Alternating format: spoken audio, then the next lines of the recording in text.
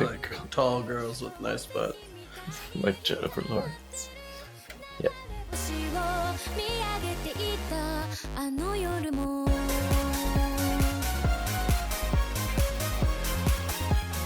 I just realized that I almost lost something. You lost something dear to you? Dear to your heart? Almost. What? I forgot to pay for the things I won on the auction. What? I was like, I'll pay him later. So I'll pay him when I'm going to go pick him up. And I forgot to pay for some of them. So I almost lost all of it. So I just did that real fast. Oh, good. that would have been bad, especially with the Enma you just won. I'm assuming that's one of the things you're talking about. Could be wrong. Yeah, exactly. And a present I got for Sarah. Tell me what it is. We'll find out if she's listening. She actually watches this. Yeah. So I bought one pack. I went on an errand and bought one pack of One Piece. Of One Piece. Nice. The new set just came out, I think. Yeah. Oh, that's the one I got. Oh, you did? You got a pack from that? I got one pack. I went to Walmart the next day. I was like, oh, maybe I'll get another one. And they were all gone. I was like, what the frick? Of course, somebody came in here and just snagged them all. Yeah, that's how it goes. I can't find them anywhere here either. I can find like old stuff, but they like have to put the price up because people just buy it like crazy. Even on TCG, the price is outrageous right now. Yeah. I've been trying to convince the local shops to carry them, and so far to no avail, but I think they will eventually. Like the shops over here, they carry MHA. So they carry like Yu-Gi-Oh, MHA, Pokemon, and Magic. Those are their main things, and I'm like, I'd much rather you carried One Piece, and I think it would make more sense to carry One Piece instead of MHA, at least. I mean, well, MHA is like the definition of mainstream anime. yes. Whereas like One Piece, like it's universally just like loved for the most part. But MHA, I think it dragged a lot of people into anime. Yeah. You know, and so I can see that. I mean, what's that new Disney card game, like Lorica or whatever? Like that one has been off the shelves. You can't find it anywhere. Really? And it's just, I think it's because it's appealing to a younger crowd. So like, I think once a call comes more for One Piece, enough people call the shop and say, "Hey, you guys sell One Piece cards?" They're gonna be like, "Oh, we got to stock One Piece cards." I mean, I don't know if they know it's me, but I have asked them 3 times. Like, it's the One Piece guy again. Yeah. Well, let's talk about what we came here to talk about. So, the subject that we've been wanting to talk about is, and it's kind of the challenge to each other, is find a character that is a side character, and it has to be the side character that when that person shows up, you know crap's going down. So, Daniel, who is your side character of choice? I'm gonna lay it on you. I had a hard time. I had a hard time with it because as I thought of, I'm like, oh, I love this guy. Oh, I love this person. Oh, this is awesome. There's too many. There's too many to choose from, and you realize that like you're never gonna pick the absolute strongest because in a world where All Might is considered a side character and Gojo is considered a side character, and Gohan is considered a side character. Yeah. I mean, in that universe, like it's hard to pick the best. So I decided instead of just going hard, like I'm gonna go for the biggest, baddest one. I'm gonna go for my favorite that I feel like they did dirty. Maybe that's what this could be, because I did the same thing. I did my favorite, not the best. So Yeah, because I mean, I was thinking like about those A-listers. Like I was, my main consideration was maybe Julius. I love Julius. He's great. Yeah. But I went a different route, and I know I crap on the show a lot, but I chose none other than Code Geass. no. Just kidding. No. No. Never. Escanor. And I chose Escanor because they did him dirty, first off. But he has some of the best.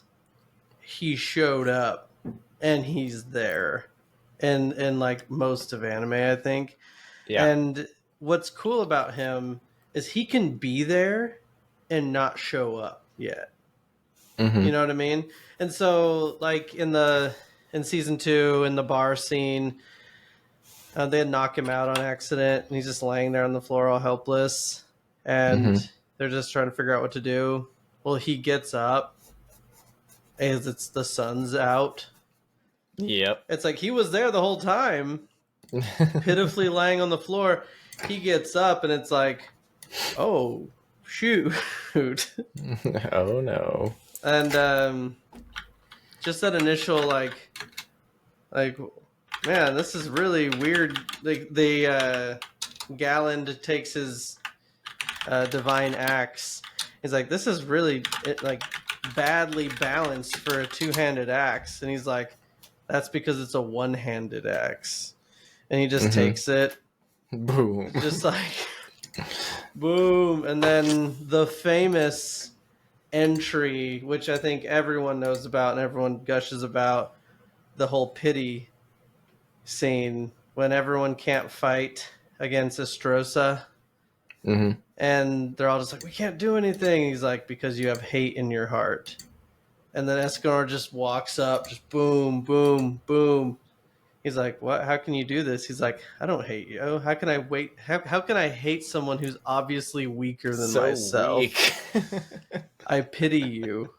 And it's just like, oh, just that intro, the build up. And the burn. When he has to fight Meliodas, and he becomes the one. And he's just this immovable, insane being. Now, I know Escanor's not the strongest person in anime, and I know if you go into the future seasons, he actually becomes extremely irrelevant. His abilities are not very strong anymore. He does have some cool scenes at the end, too. But just in the first 2 or 3 seasons of Seven Deadly Sins, he just lays it out. And whenever he's there as his strong self, you know crap's going down. You know, either one, he's going to demolish who he's about to fight, or 2, if the person can defend against him, they are outrageously strong. Yeah. And you like should be afraid of them. Yeah, exactly. So that's who I picked. I'm going to stand by that answer. They did him dirty because they made him pretty frail power scale wise at the end. But I feel like he's a solid choice. So I'm happy with that. Okay. Yeah, I think that's a solid choice. Probably one of my favorite anime music videos is of Escanor. I remember you showed me that one. It's sick. That one just like sent chill. I'll put a link to it in the description. But it sends chills down my spine. No, that's a sick video. Yeah. So, all right. What lame character did you choose? You might feel like it's lame, but so it's definitely not the strongest, I would say, when based on what you said, when you consider side characters, you have like All Might and stuff. But I feel like Fairy Tail has not gotten any attention like in a while. I don't know. I don't know why. It's a classic. Yeah, I'm curious of who you're gonna say because I was teetering on choosing a fairy tale character. Oh yeah. Mm-hmm. Well, I'm choosing Guild Arts. So Boom. That's what I was gonna. That's what I was gonna go with. I was like, nah, fairy tale's irrelevant. oh, No. no. I love guild arts though. So continue. Yes. Yeah. So no, I've been thinking about going through and watching that again. Actually, the reason that it came to mind was I was considering getting the starting to collect the manga collection for Fairy Tail, because I have the digital collection that I bought quite a while ago, but I'd like the physical collection. But anyway, I chose Guild Arts just because his opening scene, holy crap. Yeah. They have a mechanism in place for the city. So like the sirens start going off and they're like, yeah, he's here. And everybody's just getting all excited. And it's the alarms are going off, and you see the city just start splitting. So they created a mechanism that just like makes a path for him to get to the guild house. Yeah, so he doesn't accidentally destroy the city. Yes, because he's so powerful, and I don't know. They said like he is kind of a klutz, so he would accidentally destroy the city. So I thought that was sick. But other than that, like some of the fights that he was in, I feel like I don't know if they did him dirty, but he fights August, and he figures out what August's ability is, and is able to beat him. But yeah, his ability to just like split everything and is super OP. Just literally anything he can just split it into cubes. And I remember freaking out when he did that to Natsu. I was like, oh no, he accidentally killed Natsu, and it just turns into like a million Natsus, and he's like, oh, this is just annoying. So he's able to reverse it, but he does one shot God Serena, so that was pretty sick. I guess to scale him in the anime compared to other characters, he's the only S-class mage that takes on like the 100-year quests. There's 10 years and 100 years, and he takes 10-year quests, but the one that he's coming back from is 100-year, and he's only been gone for 3.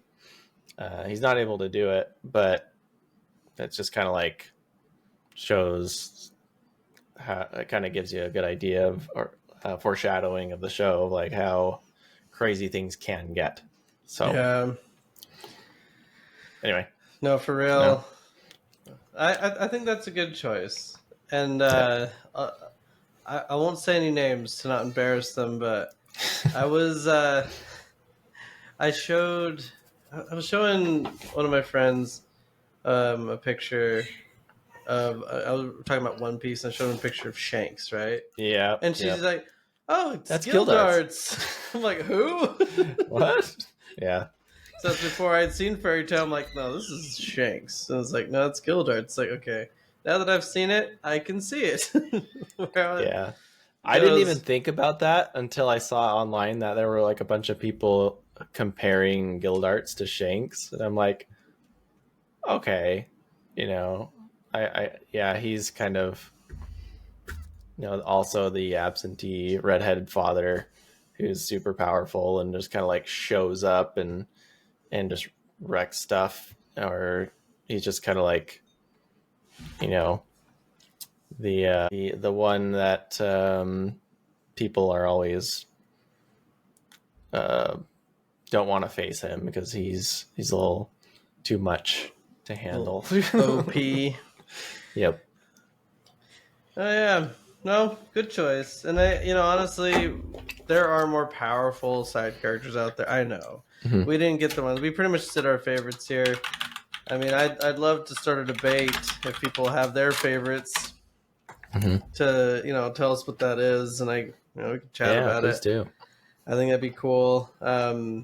I know everyone's like, neither of you picked Gojo. How dare you? And it's like, How okay, dare well, you. no, duh. Like, No, that's a but little too obvious. I of course we love Gojo, but just like everybody else, there's also Vegeta. yeah, I mean, yeah, Vegeta, um, All Might. Like I said, I was gonna do Julius Novachrono before he got Mm-hmm. kidified. Yeah. And so like there's a lot of characters who are outrageously powerful, and from animes I haven't even seen yet. I know one that when I was kind of shopping around, Mm-hmm. Makima was on there. Mm-hmm. Who's a side character who's extremely powerful. One that I was considering really doing was Roy Mustang. Mm. I love Roy Mustang. He's awesome. Sure. I had because my wife, she sells vinyls at conventions. I had Mm-hmm. her make his transmutation circle with the salamander on it, and Mm-hmm. so that's a vinyl that she has. Um, it's just cool. It's always been one of my favorites, What but about yes, what about Kaiba? Just kidding.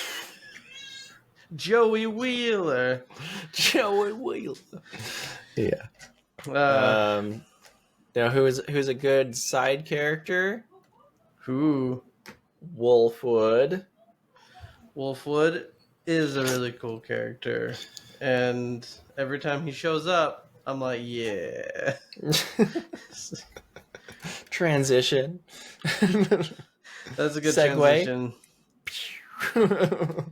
It was a tight schedule. I actually watched an entire anime and had to catch up on Trigun and had to watch My Hero Academia a bit. So it was a lot Dang. of watching this week. Yeah. Um, so yes, but yeah, Trigun. It was really funny. It's really Until it funny wasn't. until it's depressing. And uh, shows do that. They Mm-hmm. always start lighthearted, and then they really just kick in that drama, and you realize that they have the little clips of just like foreshadow, like when he's at the reactor and he shuts it down. Like, Mm-hmm. how did he shut down the reactor? It's like, oh, it's obvious now that you watch the rest of it. Like, Mm-hmm. okay, that's why he can shut down the reactor, and oh, that's why he can do that, and that's why it Yep. just puts it all together. Um, but can I just say, I'm curious on your thoughts. Vash versus Knives fight Mm-hmm. was outrageous. It Yeah. was cool. I liked it, but it was just it was such a roller coaster for me just watching that fight. Why? It's just the back and forth of just gun tricks like Vash obviously fighting because he's more of like a childish, nature. Even though he's being serious, he ties his gun to the tree. Yeah. And he just ambushes him from the side, and then like pulls the gun towards himself. But then you also have the aspects where they're um, about to shoot each other, and then all the bullets, fly out of the guns. They put one in. They Russian roulette for like a few minutes, and it's just like, what the heck am I watching right now? It's an out of control Western gunfight. That's what I like about it. Is it's not like this traditional Western, and it's not a traditional sci-fi. It's kind of in the middle. Vash is so he's a plant. So that's the reason he was able to fix that particular plant. It was like halfway through the season. Yeah, because he's essentially an energy source. Yes. That they found in space. He's a plant that is able to exist outside of one of those containers. I think you see at one point there's like this humanoid type of thing inside of one. That's essentially what he is, except he's able to exist outside of it like a human. But yeah, so he's super intelligent. He's been around for like 150 years. And so he has a great understanding of human existence, probably better than a lot of humans because he's been around longer than them. And then his brother Knives just understands it to a different level. He decided to take a different direction, and he doesn't feel like humans should exist. They're just trash. And Vash obviously takes the lessons he received from Rem to heart, and that shaped him as a character. And he wants to do good. He feels like everybody is worth being saved, and Knives just doesn't feel like anybody is worth being saved. And also obviously goes into the moral dilemma that he has, even with other people, like Wolfwood, where Wolfwood thinks it's more of a survival thing, that he has to kill other people, and he's like, you can't save everyone. Eventually you're gonna have to kill someone. And Vash is probably one of has the ability potentially to save everyone, so he's going to do everything he can to make that happen. Yeah, but it just wrecks him though when he has to kill crap. What's his name? Legato, yeah. Yeah, you see when he changes his or he decides to go into hiding to heal, and changes his name temporarily to Eric. I think it's Eric's something. And the insurance ladies come in and see him with his shirt off, and he is just wrecked. He's bad. He has been hit hard so many times. He just has scars everywhere. He has like caging around certain parts of his body that are just like makeshift protection for injuries that were just too bad to just sew up. So pretty nuts. Yeah. So. No, you really feel for him. It's like a rough existence, especially since he loves humanity, but he's the great typhoon who destroys everything. But it is kind of strange And I need to. I guess they did this anime, and there was a manga that came out called Trigun Maximum, that like keeps the story going. I need to go back and read that, but I don't know if you at the end, he basically incapacitates Knives and just like kind of carries him away, and that's the end. So it kind of ends in a strange way, but obviously, he stays true to his character and doesn't kill him. I believe just in the manga. Him. Yeah, I believe in the manga he actually turns Knives to someone who helps him, like he forgives him, which is kind of nuts since his brother was pretty terrible. Yeah, he wanted to destroy all humankind, and he's like, okay, yeah, I forgive you. But it was all his entire character, like I said, is based on if he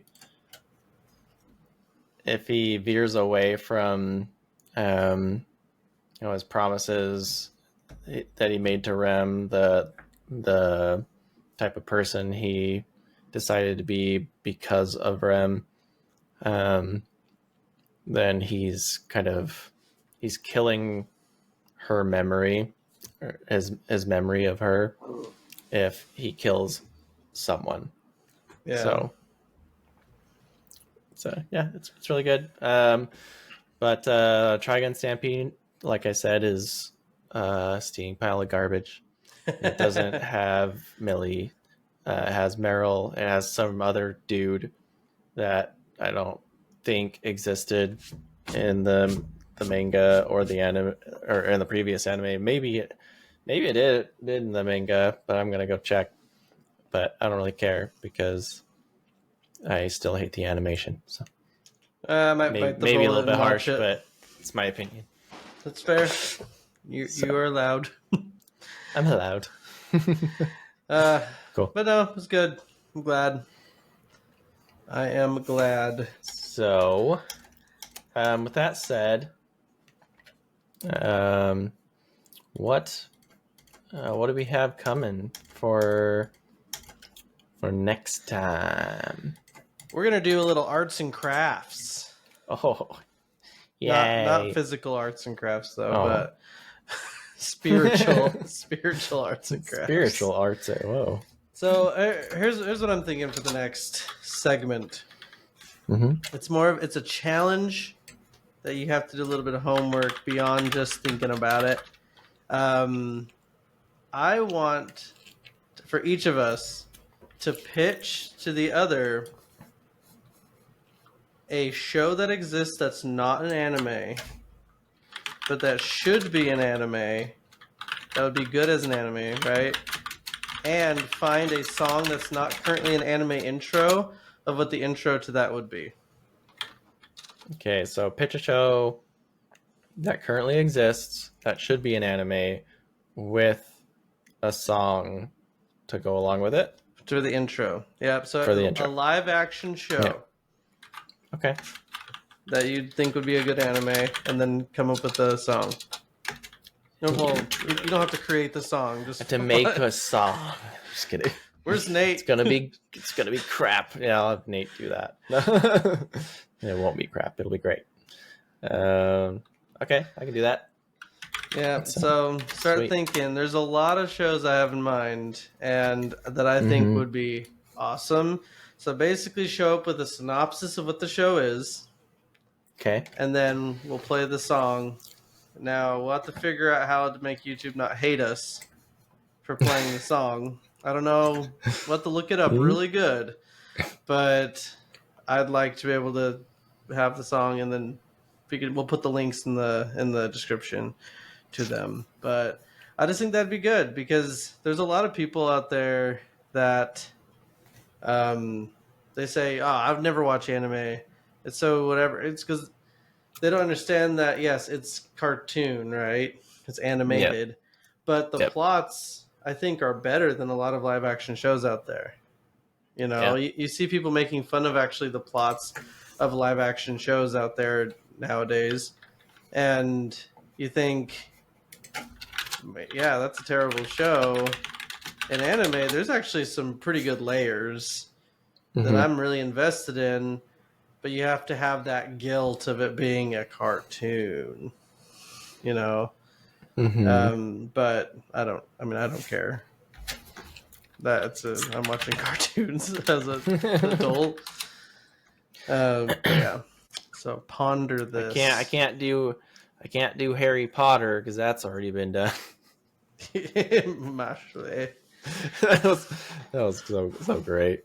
I love Mashle. That's still I still need to watch it. Yeah.